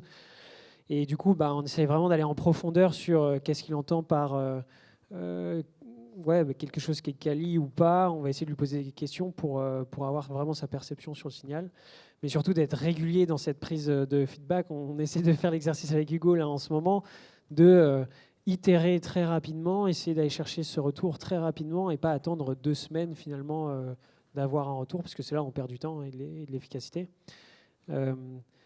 Et du coup, c'est un exercice qui est vraiment pas facile, surtout quand on est au sein d'une machine énorme où c'est une vraie fourmilière, mais vraiment dédié des créneaux où on peut se poser et prendre du recul sur l'exercice. Ouais. C'est parce que le sujet, effectivement, une fois qu'on a identifié des signaux qui peuvent marcher, c'est aussi de les valider. Parce que j'imagine qu'il peut y avoir énormément de signaux différents. Erwan, j'imagine que toi, tu en as vu pas mal passer. D'abord, est-ce que tu peux nous faire quelques exemples de signaux? Et après, la question, c'est comment ne pas se noyer dans tous ces signaux et effectivement choisir les signaux pertinents? Oui, bien sûr. Des exemples de signaux, Basile et Vanessa en parlaient, des levées de fonds, des gens qui se font recruter ou qui recrutent, des gens qui ouvrent des pays, etc., etc. Ça, c'est des choses qui sont plutôt à l'échelle de la compagnie. Après, à l'échelle du contact, des gens qui changent de job, des gens qui like un post LinkedIn spécifique parce qu'ils parlent d'un sujet spécifique, etc., etc.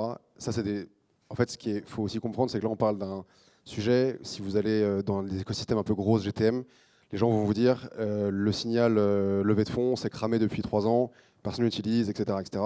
C'est sûrement vrai. La vérité, c'est qu'il y a encore beaucoup de marchés d'industrie sur lesquels les signaux sont très nouveaux et sont très efficaces. Voilà, donc il faut je pense, faire la part des choses entre notre écosystème à nous, dans lequel on voit ça toute la journée, et donc on pense que c'est déjà mort, alors que ça fait que commencer, encore une fois. Comme à une époque où avoir un email, c'était incroyable. Pour certains, c'était incroyable, pour d'autres, c'était une commodité. Voilà. Et ça, c'est le premier point. Comment est-ce qu'après, on orchestre tout ça? Je pense qu'il faut, encore une fois, mettre de la priorité et du scoring un petit peu dans ce qu'on fait. Chaque signal n'a pas la même valeur et la même importance, et elle ne déclenche pas la même action non plus. Ce qu'il faut, c'est, en tout cas, nous, comment est-ce qu'on l'a construit dans le produit de Lemlist, c'est que, effectivement, nous, on monitore pour le compte de nos clients une liste de comptes. Et encore une fois, ça ne déclenche pas la campagne, ça déclenche une tâche. Cette tâche-là, c'est au commercial, au sales, d'en définir ce qu'il doit faire avec. Est-ce que c'est mis dans une campagne? Est-ce que c'est je ne prends pas cette information-là, je la stocke dans un lead scoring et ça vient ajouter du score à mon contact? Et du coup, quand il va passer un certain niveau, là, je vais déclencher quelque chose. Je pense qu'il faut aussi remettre l'autonomie et l'intelligence dans les mains du sales, en tout cas chez nous et chez nos clients. C'est aussi lui qui prend la décision finale de oui ou non activer cette information-là. Nous, on la donne, on la traite, on la rend la plus actionnelle possible. Et nous, aussi pour aller dans cette autonomie du sales, avec le signal, on donne un angle. C'est-à-dire qu'on donne le signal et on donne l'angle que lui pourrait utiliser avec de l'IA, etc. pour dire, cette compagnie-là, elle a tel signal, voilà les échanges que tu as eu avec elle les 6 derniers mois, regarde l'angle que tu pourrais prendre. Parce que ce signal-là, brut, parfois, il est assez dur à exploiter. Voilà. Je ne sais pas s'il y a des purs sales dans la salle, mais en tout cas, ça a l'air d'aider pas mal leur boulot. Ouais, les aider. Et puis surtout, je pense que ce que nous, on veut résoudre chez Lemlist, c'est aussi quand un sales arrive le matin au travail, qu'est-ce que je dois faire? Quel compte je dois prioriser? Pourquoi est-ce que j'appelle plutôt lui que lui? Pourquoi est-ce que je dois relancer lui que lui? Et ça, je pense que c'est aussi aux équipes market, aux équipes grosses, aux équipes RevOps, de mettre cette intelligence, et le travail de Basile le montre, c'est de se dire, en fait, ils ne peuvent pas tout faire, ils ne peuvent pas vendre, orchestrer, comprendre. Il faut aussi leur donner un maximum de billes pour qu'eux aient le travail le plus épanouissant possible, quoi. Voilà. Dans notre histoire, de l'histoire de cette conférence, on a parlé des fondations, on a parlé de la data est propre, on a parlé des signaux, et donc on est arrivé au moment où on peut lancer des campagnes, effectivement. Si on parle de campagne, j'aimerais bien commencer toujours par toi, Erwan. Votre communication, elle est basée sur la campagne multicanal, du coup sur ce concept de multicanal.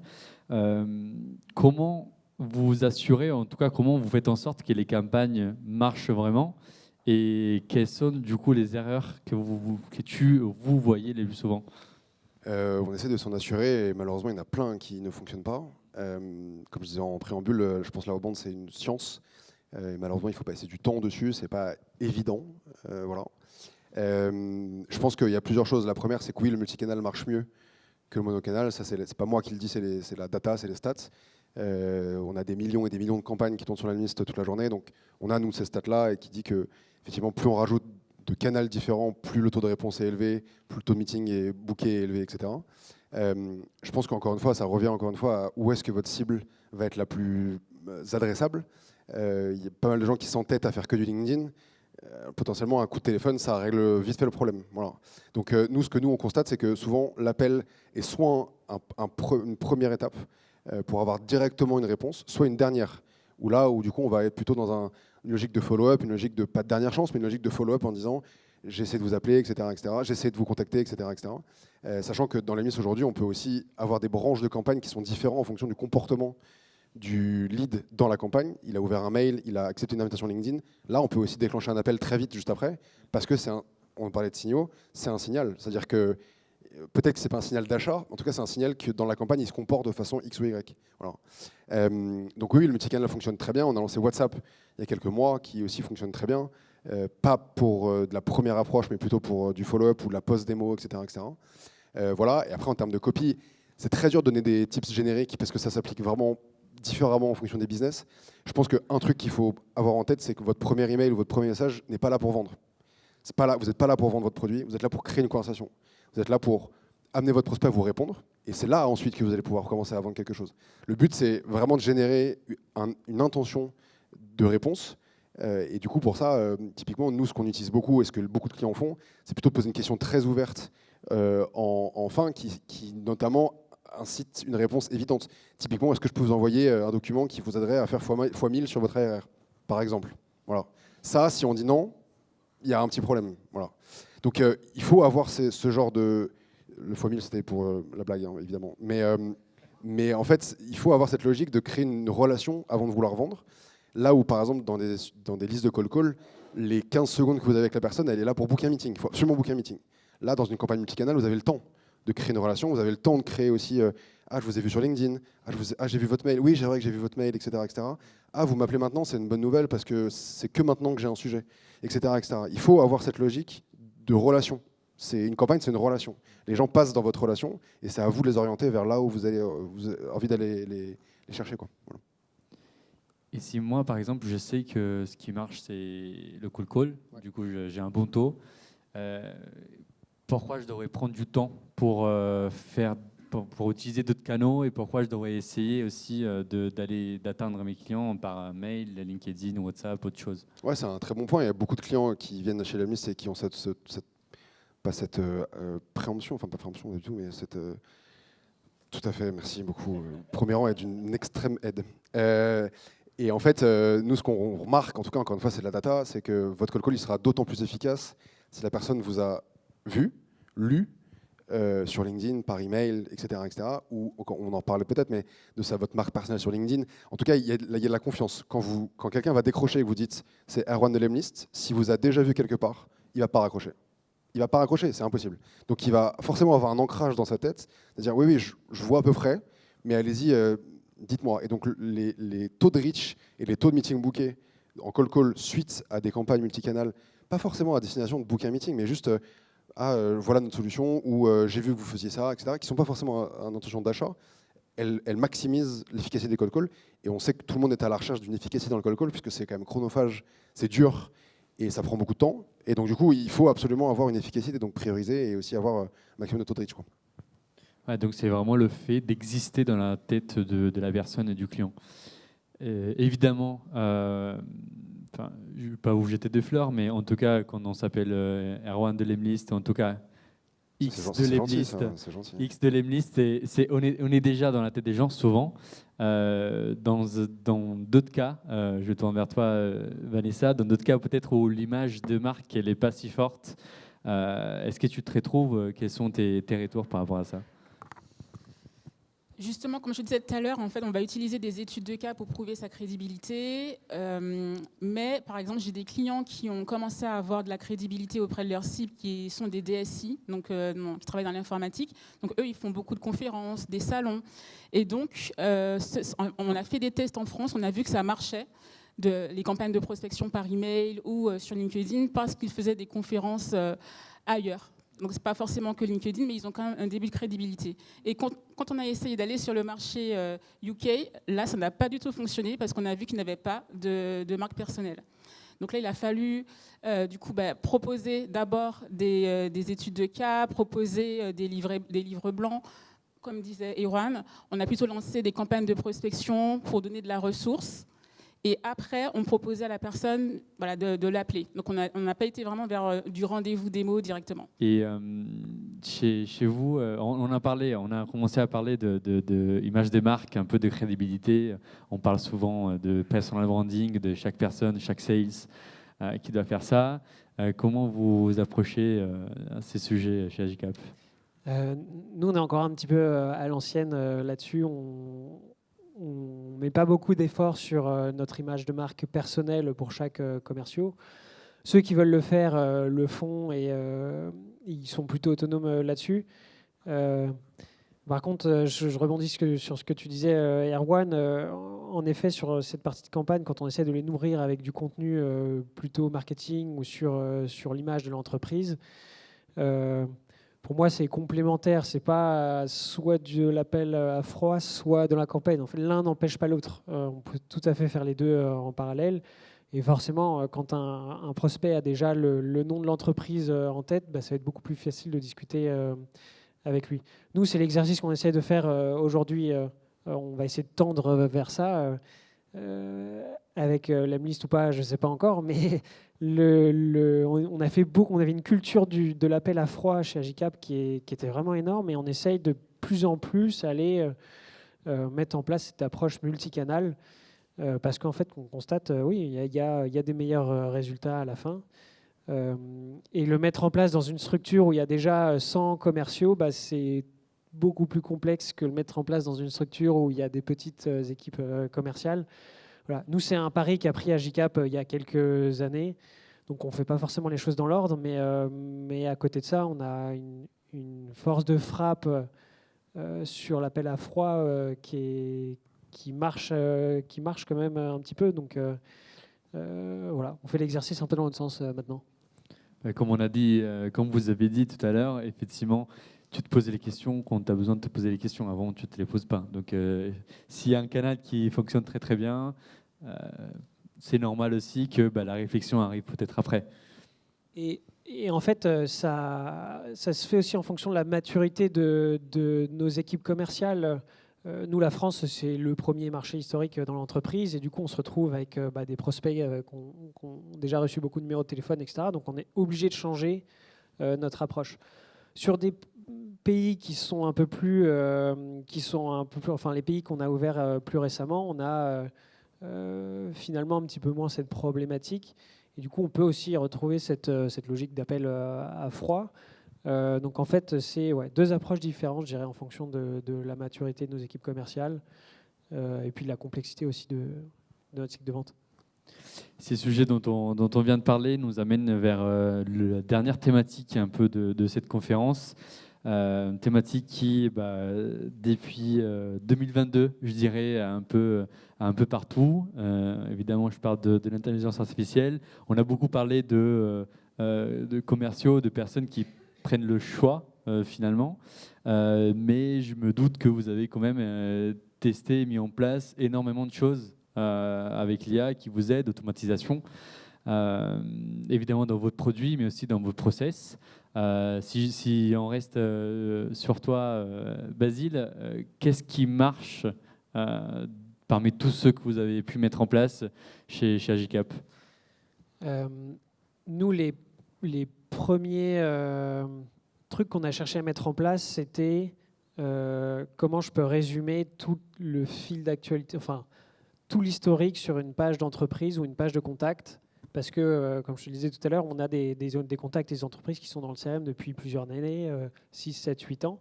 Et du coup, il y a eu énormément d'activités sur ces contacts. Et du coup, avoir une IA qui résume toutes ces activités, c'est quelque chose qui est très facile à mettre en place. Et nous, c'était un gain de temps pour les commerciaux qui n'avaient plus besoin de scroller pendant des heures et des heures pour comprendre un peu tout l'historique, tout ce qui s'était passé sur l'entreprise. Donc l'IA, elle vous fait non seulement le résumé, mais elle vous cite également les points clés qu'il y a eu sur les dernières années. Et elle est très forte pour ça. Donc ça, c'est le premier petit truc simple qu'on a mis en place. Et là, ce qu'on essaye de mettre en place, c'est des modèles... un modèle multi-agent qui va nous permettre de résumer à la fois tout ce qui s'est passé sur une entreprise qui était dans notre CRM, mais qui va aller chercher des signaux à l'extérieur. Et pareil, elle va les catégoriser et sélectionner que les plus importants. Elle va en profiter aussi pour écrire un email, enfin proposer un email, proposer un script pour faire l'appel à froid, proposer un message pour envoyer sur LinkedIn. Elle va nous isoler 2, 3, 4 mots-clés qui peuvent être très importants pour l'accroche, comme je disais tout à l'heure, et qui vont percuter côté prospect. Et à côté de ça, elle va nous faire toute une structure, un plan à suivre, juste avant l'appel de qualification, où là, il y a un petit peu plus de détails. Et pareil, elle met en valeur en fait, les points qui peuvent être importants pour le commercial. Et ça, c'est quelque chose qu'on essaye, on est en train d'itérer en ce moment là-dessus, mais on remarque que ça aide le commercial à ne plus aller sur LinkedIn, ne plus aller sur le site internet du prospect, ne plus aller sur des outils d'actualité, etc. Et en fait, on essaie de tout centraliser sur le CRM. Donc l'IA va chercher les informations et on centralise tout dans le CRM pour en fait soulager ce travail de recherche qui est important pour un commercial pour qu'il puisse personnaliser son approche. Par exemple, moi, je l'utilise pour automatiser le nettoyage des bases de données. Donc, souvent, on va importer des bases de données dans l'Emlist et je vais créer en fait un prompt donc, dans l'Emlist qui va me permettre de vérifier si le prospect est bien un CEO, par exemple. Si le prospect est bien dans telle industrie. Si, par exemple, la personne pourrait être intéressée par notre offre parce qu'elle a justement levé des fonds récemment. Donc déjà, je l'utilise pour automatiser le nettoyage des bases de données et gagner du temps là-dessus quand on a des fichiers bien longs. Et puis aussi pour générer, par exemple, des phrases de icebreaker hyper personnalisées, je vais, par exemple, demander à l'Emlist de prendre certaines données, certains champs, pardon.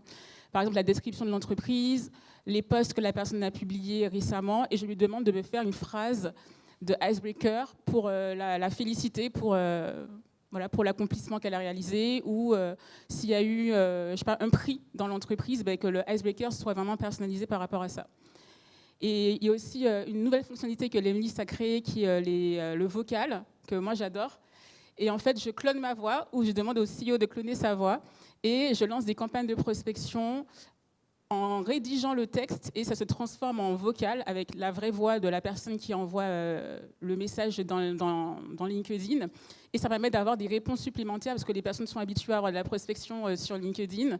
Ils ne finissent plus par répondre. Alors que quand on envoie un vocal, en fait, la personne se dit « Ah, c'est pas automatisé alors ». Du coup, elle répond et elle dit « Merci d'avoir fait l'effort de nous avoir contactés et d'avoir envoyé un vocal », alors qu'au final, c'était quand même un message automatisé, mais elle ne le savait pas. Mais en tout cas, ça permet de personnaliser un peu plus l'approche, de changer un peu de format. Donc voilà comment j'utilise l'IA actuellement sur la plupart des campagnes des clients que j'accompagne. On a parlé de quelques use cases. Si tu veux rajouter quelque chose. Encore une fois, je trouve que ça, c'est très intéressant, mais ça doit s'adapter au profil du prospect. Envoyer un vocal à une personne qui est plutôt jeune, un peu branchée sur les réseaux, etc., ça peut très bien marcher. Envoyer un vocal à un directeur d'entreprise qui a 70 ans, il va être forcément pas très réceptif. Donc cette personnalisation avec l'IA, pour moi, il faut toujours la mettre en parallèle avec le type de personne qu'on a en face.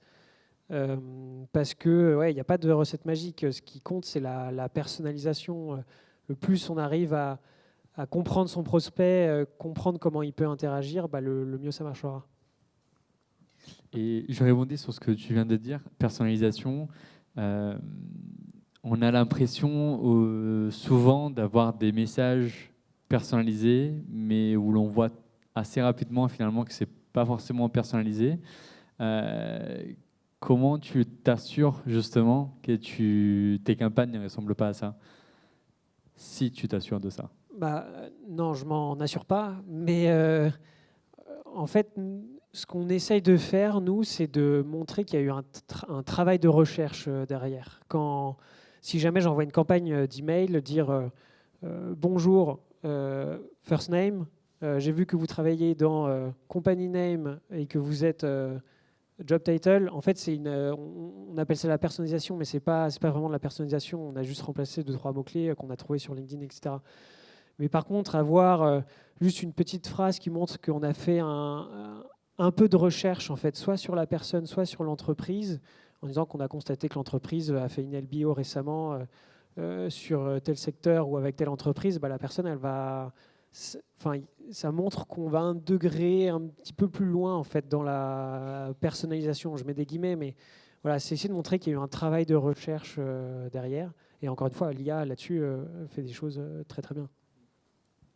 Et du coup, il y a une notion finalement d'authenticité aussi qui est recherchée et demandée par le marché, un peu tous les différents secteurs. J'imagine il faut tenir en compte de cette notion d'authenticité. Erwan, pour toi, la question elle est plutôt macro, donc plutôt sur la vision que tu as de l'IA. Tu l'utilises beaucoup dans ton produit, effectivement, vous mettez beaucoup en place, mais comment tu penses que ça va évoluer dans un environnement où, oui, effectivement, il y a cette authenticité qui est de plus en plus demandée par les clients et par tout le monde? Ouais, moi je partage la vision de l'Emlist, qui est que ça doit rester une aide et pas un remplacement, notamment pour les équipes sales. On parle beaucoup de AI, SDR, etc., qui prendraient des meetings tout seul, par magie, etc. Je suis navré de vous dire que malheureusement, c'est pas prêt pour tout de suite. Et il faudra encore des humains, il faudra encore de l'intelligence, il faudra encore de l'empathie, du contexte, des choses qui pour l'instant une IA a du mal à faire. Voilà. Et je pense qu'il faut qu'on garde ce métier de relation avant tout. Et une relation, évidemment, elle se construit, elle s'alimente avec des outils IA, elle donne du contexte, etc. Mais la relation humaine, aujourd'hui, il faut qu'elle passe encore par deux êtres humains. Voilà, ça, je pense que c'est important. Et oui, dans le produit, on met beaucoup d'IA parce que on pense que c'est une aide qui est démentielle pour un sales, qui, encore une fois, ne peut pas faire 5 métiers à la fois. Et il faut qu'il ait un maximum d'aide pour qu'encore une fois, son action principale, qui est la prospection, puisse être efficace. Voilà. Et ça, je pense que c'est important. Et nous, évidemment, côté grosse, on utilise beaucoup plus l'IA que les sales parce qu'on a des volumes, etc., qui sont demandés. Juste 2 exemples, je pense que c'est important aussi de donner des exemples de comment ce que nous on fait. Un truc que nous on fait beaucoup, c'est qu'on donne de la valeur grâce à l'IA. C'est-à-dire que par exemple, on va, à partir du nom de domaine, aller scraper toute une liste de leads pour la personne. Et le premier email qu'on envoie, c'est bonjour, voici une liste de 100 leads enrichis dans votre target. Voici une campagne. Bonne journée. Voilà. Et juste ça, avant, on pouvait le faire manuellement, ça nous prenait peut-être 1 heure, etc., etc. Ça, les taux de réponse de cette campagne, évidemment, sont incroyables, mais ça, l'IA nous permet de le faire aujourd'hui. Donc, donner de la valeur gratuitement, ça, c'est un truc qu'on peut faire avec l'IA aujourd'hui. Et je pense que la personnalisation, comme chez Agicap, je pense que c'est pas un sujet de à quel point d'être personnalisé, c'est plutôt un sujet de à quel point on rentre en empathie avec les gens. Quand on contacte un DAF, il a peut-être une mauvaise journée, peut-être que son sujet, c'est pas du tout ce qu'on va lui vendre. Par contre, on essaye de rentrer en empathie. Et ça, pareil, encore une fois, je pense qu'on ne peut pas le faker, mais l'IA peut nous aider à trouver du contexte pour avoir un message qui soit en empathie. Donc voilà. C'est beau ce que je dis. C'est beau, c'est beau. Merci. On a dépassé l'heure de conversation. J'ai une dernière question, 2 dernières questions sur lesquelles je vous demande d'être concis, direct. Pour terminer cette conversation, la première, c'est de me citer, nous partager une erreur que vous voyez dans vos domaines respectifs et une erreur que vous pensez être très importante ou coûteuse aussi. J'en ai beaucoup, mais mettre le lien de votre Calendly dans le premier email, il faut vraiment arrêter de faire ça. Les gens ne vont pas cliquer et c'est très agressif. Voilà. Merci Erwan. Moi, c'est quelque chose que je disais au début, c'est d'avoir cette approche volumique. Aujourd'hui, on est capable d'avoir des adresses email et des numéros de téléphone très facilement.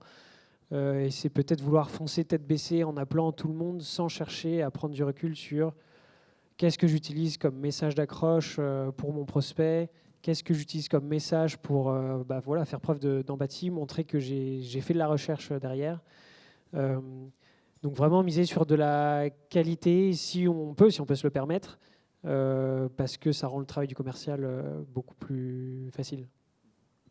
Du coup, l'erreur, c'est aussi de ne pas prendre de recul et du coup de continuer tout droit vers ce qu'on fait. Ouais, moi je l'ai constaté avec des commerciaux dans nos équipes qui, au bout de 6-7 mois, finalement, s'épuisaient parce qu'il y avait cette approche volumique. On ne cherchait pas forcément à comprendre notre prospect, comprendre l'entreprise et le contact que l'on appelait. Et en fait, on s'épuise parce qu'on tourne en rond et à la fin, il y a 2 câbles qui se touchent. Donc, mettre plus de qualité dans ce travail de prospection, déjà, ça rend le job plus intéressant. Et puis, à la fin, il y a quand même des résultats qui sont très intéressants. Donc, si on peut se le permettre, travailler sa qualité pour mieux l'exploiter. Merci Basile. J'allais dire la même chose, mais je vais rajouter d'autres exemples que je vois souvent. C'est de faire des emails un peu trop marketing, justement, et pas assez conversationnels. Donc, la personne va faire une longue phrase, déjà un long objet qui fait très marketing. Donc déjà, ça tue le taux d'ouverture. Et ensuite, on vend tout de suite sa solution et c'est trop marketé, ça ne fait pas relationnel. Donc, comme disait aussi du coup Erwan, c'est vraiment d'entamer la première discussion pour savoir si déjà le prospect est intéressé par l'offre, savoir si c'est un sujet pour lui, et après entamer une prise de rendez-vous. Voilà. Merci Vanessa. Je reste sur toi pour la deuxième question rapide, directe. Un test simple et réaliste que chacun et chacune d'ici dans la salle pourrait lancer dans les 30 prochains jours pour améliorer son outbound.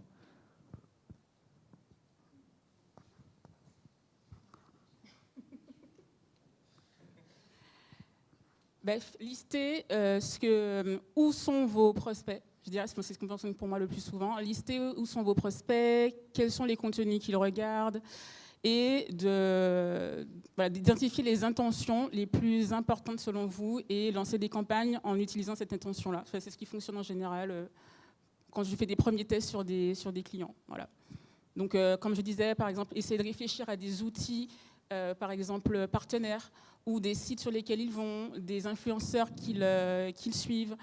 J'ai aussi une fois scrappé une liste d'entreprises qui faisaient partie d'un collectif où, j'ai oublié le nom, c'est pas une convention, mais un rassemblement d'entreprises, j'ai oublié comment ça s'appelle.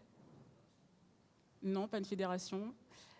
Syndicat, voilà, merci. Un syndicat d'entreprise, par exemple, qui était dans la GTB, donc la gestion technique des bâtiments, je ne savais même pas que ça existait. En fait, j'ai scrapé toute la liste d'entreprises de ce syndicat et je les ai contactés. On a enrichi sur Sales Navigator et on les a contactés, voilà, juste après.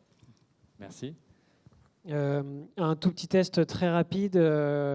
Moi, je dirais demander à l'IA de comprendre quels pourraient être les enjeux de, du coup, sa cible. Pour nous, c'est un directeur financier, mais du coup, de se mettre dans la peau d'un directeur financier dans telle industrie, dans tel type d'entreprise, et lui demander quels pourraient être ses enjeux à la fois stratégiques et opérationnels.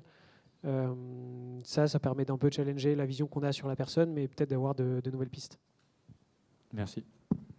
Moi, j'en ai deux, mais je vais être efficace. Le premier, c'est d'écouter vos calls sales, beaucoup, d'écouter, en tout cas de les comprendre.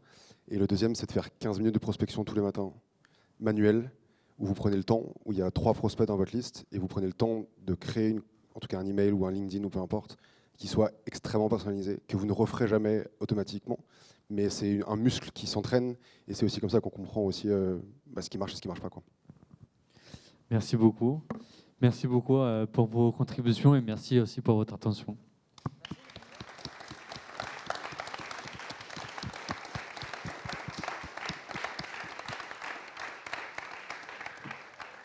On va avoir le temps pour une quinzaine de minutes de questions-réponses. Donc, je demande à Julia de venir nous aider pour le micro.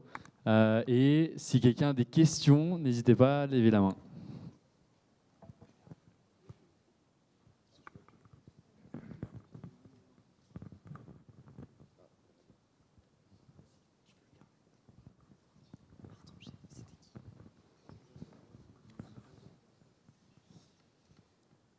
Bonjour, c'est une question pour Erwan. Tout à l'heure, tu parlais de Signal, notamment de suivre les taux d'ouverture, enfin les ouvertures des emails où on se dit, bah voilà, le gars il a ouvert l'email, il a lu l'email. Aujourd'hui, tu as quand même des systèmes qui vont ouvrir les mails automatiquement et cliquer dans tous les emails. Comment vous arrivez à distinguer le vrai du faux? Ouais, c'est un très bon point. Nous, aujourd'hui, on ne traque, en tout cas côté Outbound, on ne traque plus les taux d'ouverture et les taux de clic. C'est pas du tout une métrique qu'on regarde. Nous, on regarde que le reply rate et le nombre de meetings qu'on book. Donc, c'est pas pour dire que c'est faux, c'est juste pour dire que, en tout cas, c'est pas la métrique sur laquelle on va se baser pour dire si une campagne marche ou pas. Et oui, je suis d'accord, mais potentiellement, c'est un score que tu dois mettre toi. C'est-à-dire que s'il ouvre un email, puis 2, puis 3, puis une acceptation LinkedIn, là, potentiellement, c'est un signal qui est suffisamment fort. Évidemment, s'il a ouvert qu'un email, nous, on ne crée pas de branche pour que le sales appelle. C'est pas du tout suffisant pour qu'un sales appelle tout de suite. Donc, c'est plutôt une combinaison de ces signaux-là qui fera que nous, on déclenchera une tâche d'appel, quoi. Okay. Nous, on avait mis en place un système, un score, justement, pour calculer le nombre de fois où l'email avait été ouvert. Et du coup, on considérait que s'il avait été ouvert qu'une seule fois, c'était le système automatique du prospect qui ouvrait l'email et qui cliquait sur le lien. Donc, en fait, on ne prenait pas en considération soit il y avait eu un clic et une ouverture. Par contre, dès qu'il y avait plusieurs clics et plusieurs ouvertures, là, on considérait que ça pouvait être potentiellement un humain qui avait ouvert l'email. Oui, j'avais une petite question pour un type peut-être actionnable rapidement. Je pense pour toi, Basile, et pour tes équipes. Mais en call calling, alors l'IA aide beaucoup, mais elle est capable aussi peut-être de nous mettre des bâtons dans les roues. Notamment, il y a un fléau depuis quelques mois qui est le filtrage d'appels par IA. On doit s'annoncer quand on nous répond. Je ne sais pas si c'est quelque chose auquel vous faites beaucoup face dans votre prospection. Est-ce que tu as des tips à recommander pour aider à passer un peu ce filtre-là ? Paraître le plus humain possible. C'est ce que disait Erwan tout à l'heure. En fait, quand on montre en fait qu'on est différent que les autres, finalement, cette différence va nous permettre de franchir cette première barrière. Donc oui, on a eu ces problèmes-là aussi, mais la posture au téléphone et cette première accroche, les premiers mots-clés qui permettent déjà de personnaliser un tout petit peu ces 15 premières secondes, peuvent faire la différence avec une IA qui est très, très générique. Et donc, ouais, je dirais avoir un côté humain qui ressort et qui fait la différence par rapport à une IA qui a un ton très, très monotone.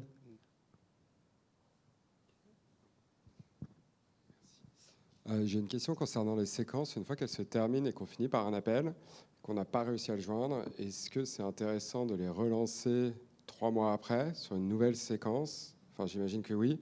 Mais est-ce que les taux de réponse sont meilleurs ou les taux de rendez-vous sont meilleurs?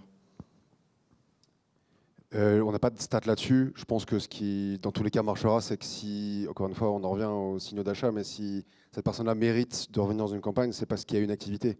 Encore une fois, si pendant 3 mois, il ne s'est rien passé sur son compte ou sur son activité, c'est dur, je trouve, en tout cas avec le même message, c'est sûr que ça ne marchera pas. Ou la même campagne, c'est sûr que ça ne marchera pas non plus. Par contre, de le remettre dans un autre angle qui serait depuis que je vous ai parlé ou qu'on s'est parlé, etc., ou que je vous ai contacté, on a fait ça, ça, ça, vous avez peut-être fait ça, ça, ça, c'est peut-être le meilleur moment pour qu'on en reparle, etc., etc. Ça, c'est déjà plus logique. Nous, honnêtement, on remet rarement des leads qui n'ont pas booké meeting, en tout cas qui n'ont pas montré d'intérêt particulier dans une campagne, parce qu'on estime que c'est plutôt un travail, après d'un sales, manuellement, d'aller checker dans le compte si oui ou non il y a une activité ou pas, quoi, notamment pour nous, chez Lemis.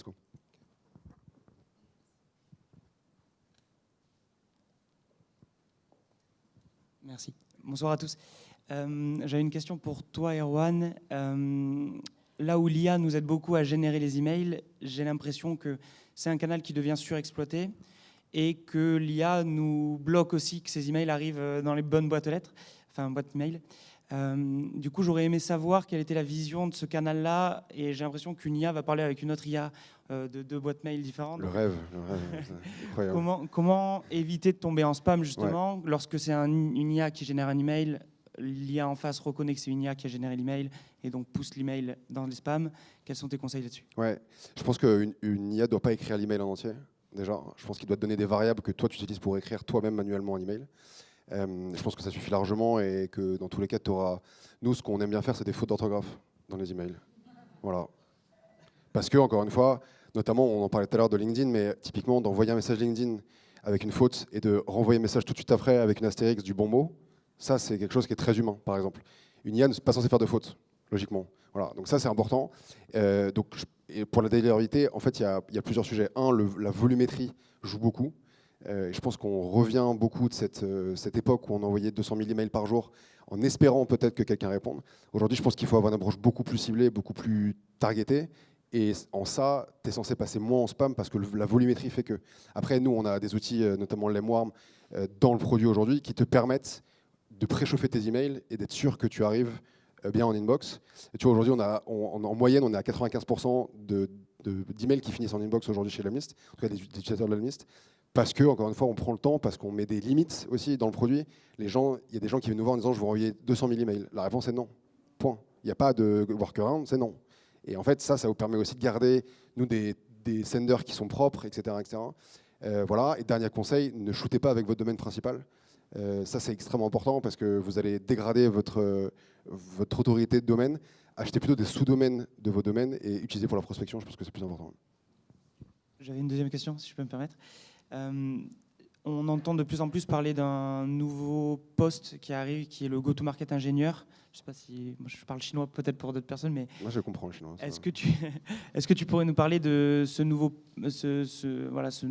poste et qu'est-ce qu'il fait, comment il se différencie d'un gros? Qu'est-ce que vous en attendez, vous, chez Lemlist, si vous en avez? Ouais, c'est un très bon point. Je pense que c'est le génie de Clay, qui est une boîte qui a inventé ce rôle-là, pour justement qu'ils deviennent des power users de cet outil-là. C'est très bien pensé d'un point de vue marketing. Et en fait, c'est un profil à la croisée du RevOps, du Growth, qui globalement a un aspect plus technique, qui va du coup potentiellement orchestrer beaucoup plus la prospection, notamment avec les outils qu'on connaît, Lemlist, Clay, etc., qui va du coup orchestrer la prospection et qui va potentiellement en tout cas créer la machinerie derrière la prospection. Globalement, en vrai, je pense que c'est beaucoup de nomenclature plus qu'autre chose.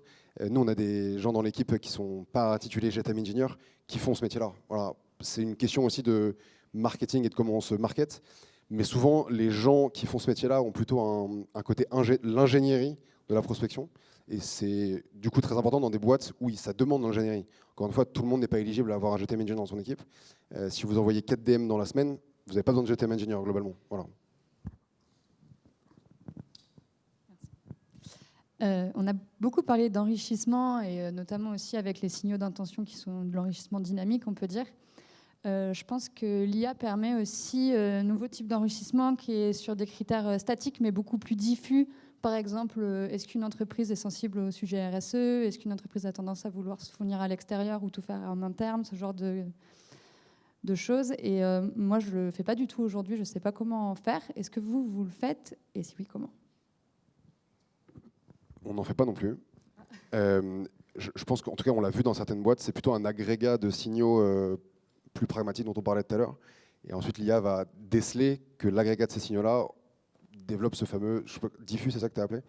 Ouais, c'est génial. Je pense que c'est ça qu'il faut avoir comme marketing. Je pense que, encore une fois, c'est une interprétation. Le fait que nous, les signaux qu'on traque nous dans le produit aujourd'hui et ce qu'on fait en prospection, c'est des signaux qui sont pragmatiques. C'est-à-dire que c'est un fait sur lequel on peut s'appuyer et sur lequel on peut du coup créer un angle, créer une histoire. Quand il y a, du coup, c'est plutôt signaux diffus, c'est dur de rentrer par un angle très concret qui serait, oui, je crois que vous achetez plutôt à l'extérieur. Et alors, voilà, c'est ça qui est dur pour nous de l'actionner en fait derrière. Voilà. Pour revenir sur la partie RSE, tu peux aussi, comme je disais dans mon exemple, scraper des personnes qui sont abonnées à des pages liées à la RSE, par exemple aussi. Donc, ce sont des gens qui s'abonnent à des pages d'entreprises qui font du contenu là-dessus ou qui utilisent des logiciels assez connus qui permettent d'auditer les processus de ton entreprise. Donc, ça peut être aussi des fois des clients de solutions RSE. Donc, tu peux aussi commencer par là en cherchant des signaux. L'IA ne pourra pas le faire forcément, mais tu peux aller regarder directement cette liste de personnes.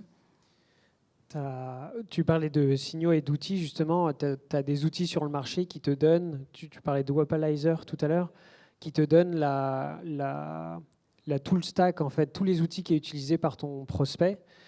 Tu parlais de Salesforce, il y a probablement, je ne connais pas la RSE, les outils de RSE, mais vous avez probablement des outils qui sont connus sur le marché.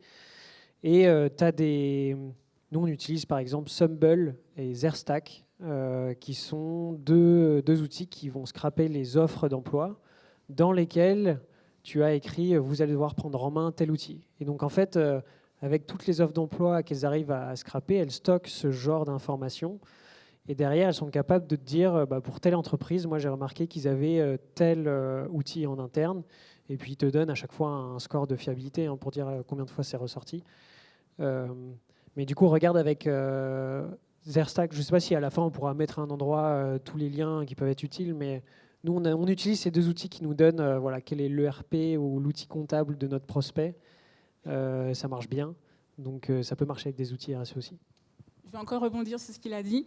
Il y a une entreprise que j'accompagne qui le faisait aussi, donc qui scrapait les offres d'emploi et qui regardait dans la description justement si c'était une entreprise RSE. Enfin, voilà. On peut aussi voir dans l'offre d'emploi le type d'entreprise qu'ils font. Est-ce qu'ils ont eu un prix de la meilleure entreprise avec des salariés. Je ne sais pas comment ça s'appelle encore, mais c'est un prix où il fait bon vivre de travail. Je ne sais plus comment ça s'appelle. Voilà, c'est ça, exactement. Et puis aussi des entreprises qui disent qu'elles sont RSE, donc ça peut être aussi une bonne piste de scraper les offres et d'envoyer par exemple dans le CRM et de demander à l'IA de vérifier s'il y a bien si l'entreprise elle a bien une politique RSE, par exemple. Ça peut aussi être une idée.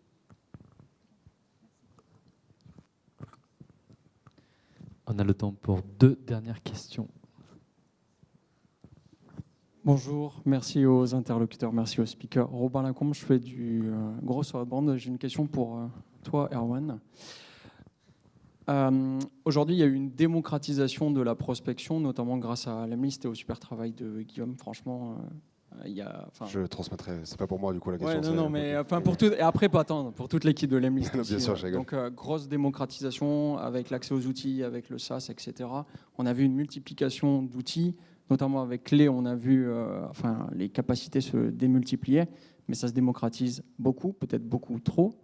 On en voit aussi apparaître avec Claude Code en fait, la capacité de reproduire très facilement ce que certaines intégrations, certains SaaS nous permettent de faire.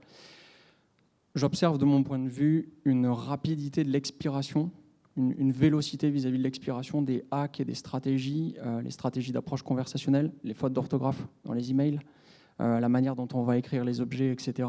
Je voulais avoir ton point de vue et si les autres interlocuteurs veulent également rebondir sur ce sujet de sensation, de vélocité d'expiration des hacks et des stratégies. Merci beaucoup, c'est un sujet intéressant. Je pense que, encore une fois, il y a deux sujets. Il y a le premier, on vit dans une bulle dans laquelle les fautes d'orthographe dans les emails, c'est devenu une banalité. Et pour 99,9% des gens qui travaillent dans le B2B, c'est exceptionnel. Okay. Voilà.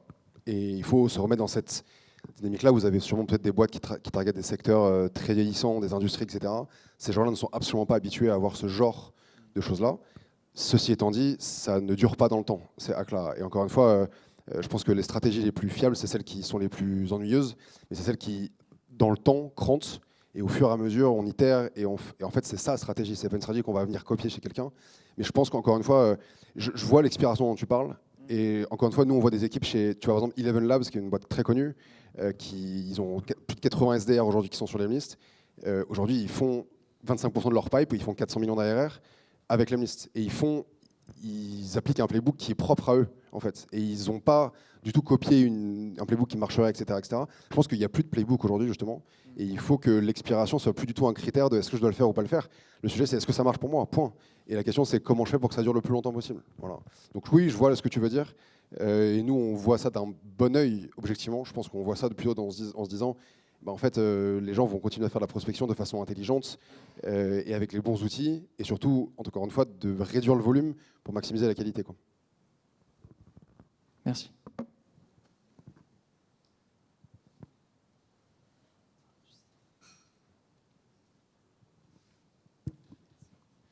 Merci à tous les quatre déjà, c'était vraiment top. On a rapidement parlé de multicanalité tout à l'heure, mais on resterait sur des super outils comme l'Emlist avec LinkedIn, email et téléphone. Et la grande question, c'est est-ce que vous réussissez à faire jouer tout ce qui est prospection et ce type de choses avec l'autre écosystème de type les ads, le SEO et ce type de choses parce que je pense, j'avais vu une stat, je crois qu'aujourd'hui il faut 7 points de contact pour que quelqu'un se souvienne de nous, enfin de la marque. Et du coup, c'est hyper compliqué de faire jouer Google Ads avec une campagne Lemlist et ce type de choses. Est-ce que vous avez des tips autour de ça ? Oui, et ça fait partie notamment de ce qu'on appelle plutôt nous la prospection un peu, tu vois, intelligente, en tout cas connectée. Nous, on a la chance dans l'équipe Rose d'avoir toutes les channels dans la même équipe. Et du coup, on peut créer des ponts comme ça. 3 exemples. Le premier, on fait beaucoup d'influence, notamment sur LinkedIn. Les campagnes qui marchent très bien aujourd'hui pour nous, c'est des campagnes qui vont targeter les gens qui likent et qui commentent ces posts LinkedIn et qui ensuite, du coup, sont automatiques. Donc, ils likent, ils commentent, ils sont automatiquement mis dans des campagnes. On filtre, on enrichit et ensuite ça part. Voilà, ça, c'est des campagnes qui marchent très bien. C'est la jonction de 2 canaux. Pareil sur l'Ads, aujourd'hui, on fait beaucoup d'ABM, notamment sur LinkedIn. Et typiquement, l'outbound et l'ABM vivent ensemble dans la même relation. Et il faut qu'on puisse avoir peut-être une exposition à une ads, puis un email outbound, puis une exposition à une ads. En fait, je pense qu'il faut aussi désiloter complètement l'outbound. Je pense que ça doit vivre dans toutes les autres channels. Et typiquement, même, il y a des gens qui font beaucoup d'inbound. Bah, vous faites de l'outbound, en fait. Les gens téléchargent un livre blanc, même si je ne sais même pas si ça existe encore. Mais en tout cas, font ça. Et ensuite, c'est à vous aussi d'aller créer une relation. Et du coup, c'est de l'outbound, en fait. Et ça, je pense qu'il faut arrêter de dire l'outbound, c'est la prospection. Voilà. Ça vit dans l'écosystème marketing d'une boîte, en fait. Il faut absolument le lier, je pense. Ouais. Je profite que le micro soit là. Merci à tous les 4.